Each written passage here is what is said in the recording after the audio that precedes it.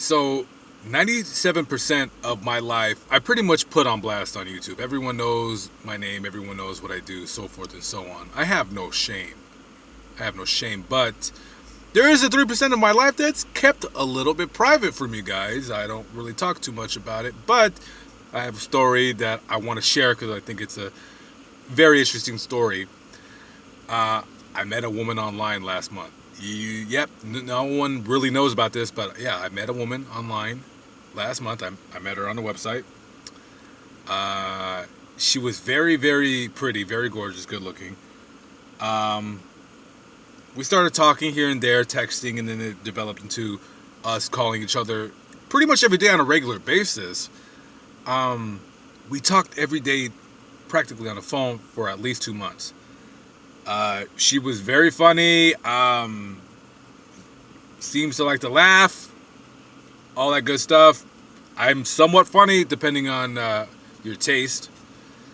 So there was no real plan to meet because, I was planning on meeting her eventually. So, come as it may, I eventually met up with her. So I called her one day out of the blue and I said, "Hey, I'm in town."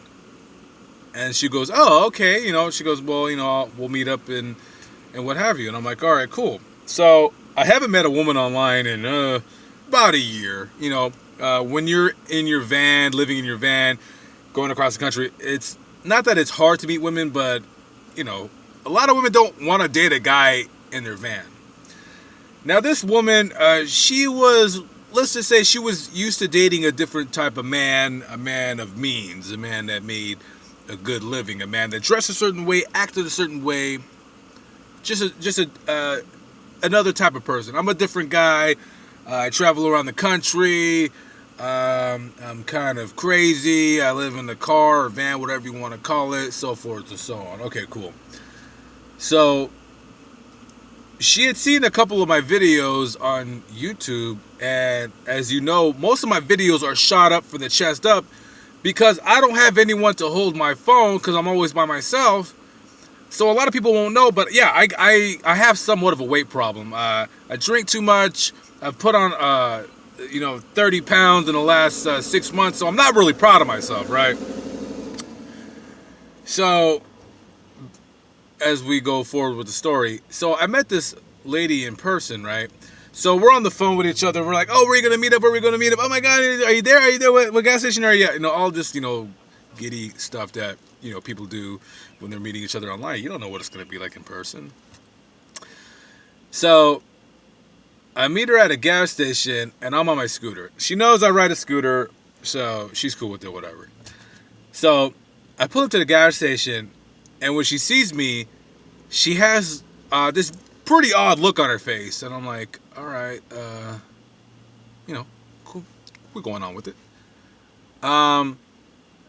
So when I was on my scooter, and I was like, "Hey, what's up?" Blah blah blah, and the first warning flag that something was wrong was that she didn't get out of her car.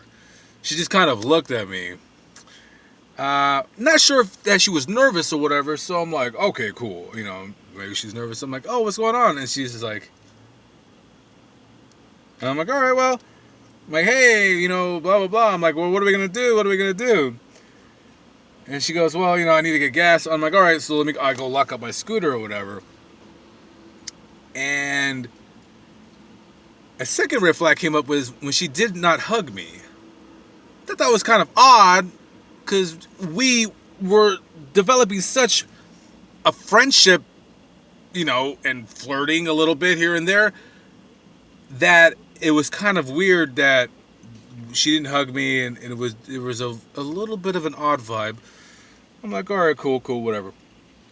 So she puts gas in the car. I jump in her car. We're going, and we're like, "Oh, where do you want to go?" And she tells me, "Well, I gotta go to work early in the morning." And I was like, "Oh, that's not a good sign." She's already mentally wants to bail out of the car. You know what I mean? So I'm like, "All right, that's cool. All right, we'll just go to whatever." So we go to this bar, and we're just chilling out. We order a couple beers, and I could tell she's clearly nervous. And I'm like, what's going on? And she goes, oh, nothing. She's not talking very much. And I'm looking at her and I'm like, this lady is uncomfortable. I think something's wrong here. So I'm a pretty good talker. I could talk about anything. I could talk to a homeless person. I could talk to a scientist. I could talk about anything all day long. But I wasn't doing a lot of talking because I was trying to figure out, I'm like, what's going on here? Like, she's not talking. She's like her body language is like not good. She's kind of like just a little odd. So I'm like, hey, you know what's going on? And she's like, oh, nothing. And as we started talking, something is very wrong here, and something is very, very wrong.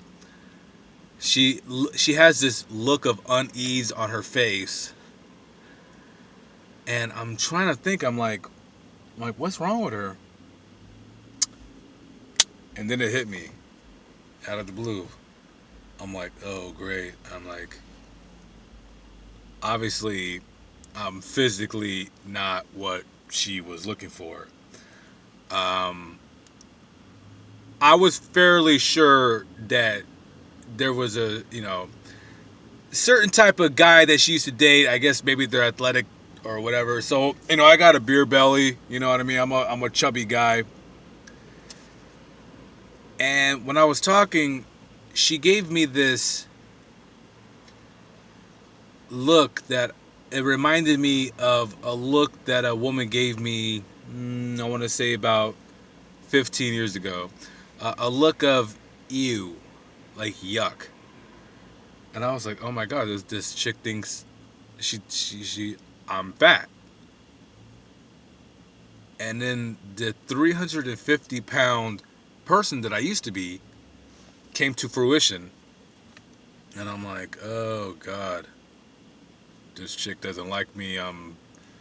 She might have thought I was in shape, because I don't really have a chubby face. So people think like, oh, you must be, you're probably 6 feet. You're probably about 180 pounds. No, I'm about 250. I put on some weight.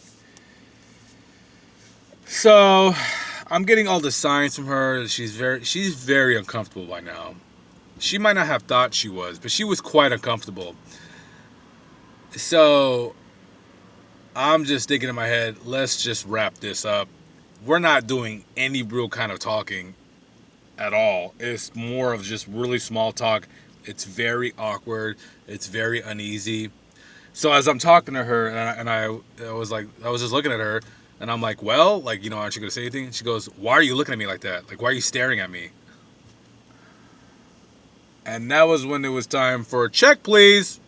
We gotta go, because now I'm making her feel very uncomfortable, and then I'm uncomfortable because she's uncomfortable. So, get the check, I pay it. We walk to the car, and as a goof, I took off my shirt. And I'm like, hey, see? This is what I look like, see? Ha ha ha! And she didn't even turn around. And at that moment, it totally took me back to a place, a very similar situation. And I knew, I was like, wow, all right, this is it. Let's just stop this. So she takes me back to my scooter. I jump out of her car. Everything's cool, and I'm cool. And I was like, well, I said, good luck with everything, kind of like, an ending goodbye, like we're not going to talk anymore. And she gives me this like awkward hug that you give a guy friend. Just like, how you hug them, but you're keeping your tits away from them? Something like that. And I thought that was so odd that I'm like, wow, you develop a relationship over the telephone with someone for so and so amount of time, and then it's just, they just find you somewhat repulsive. I do not at all, I was not at all sad. I was not at all angry. I did not have any disdain for the person. People like what they like. First of all, let me just say this. Birds of a feather flock together. And also, one of my favorite sayings that I stole from TLC: don't go chasing waterfalls. Just stay where you're at. Stay on the train track where you're at. Because my train, there is no track. It goes wherever it wants to go. But something fantastic came out of that meeting. Sure, I got dissed. I got dissed, and I got dissed hard. But thanks to that lovely, attractive woman, it finally made me realize how much I let myself go. Which is why I'm kind of on a diet right now. I'm not going hardcore right now, simply for the fact that I am so out of shape, it's not even funny. It's going to take me a couple weeks to kind of get back into shape where I can start going to the gym the way I want to. And also something fantastic else came about it too, which is a part of the 3% of my life that I don't want to discuss for now anyways.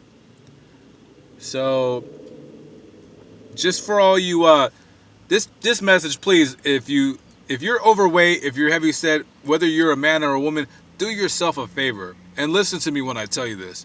If you're going to date online, honestly, if you're going to date online, just be upfront with people. Show them a picture of everything. In hindsight, I should have took my shirt off and showed her, but I didn't. Maybe I should have. With that being said, just being honest with yourself. Put the pictures out there. Who cares if you're fat? Yeah, I bash fat people sometimes because I'm fat too, and I know what it's like to be obese, and it's not a good feeling. You know what I mean? So this time, I hope I drop some weight and get in some type of shape. Get back to my normal weight's around 215, 220. I like to get to at least that, and you know what I mean. So once you're 350 pounds, whether you drop 200 pounds or what, you'll always be 300 pounds in your head. You'll always be 300 pounds in your head.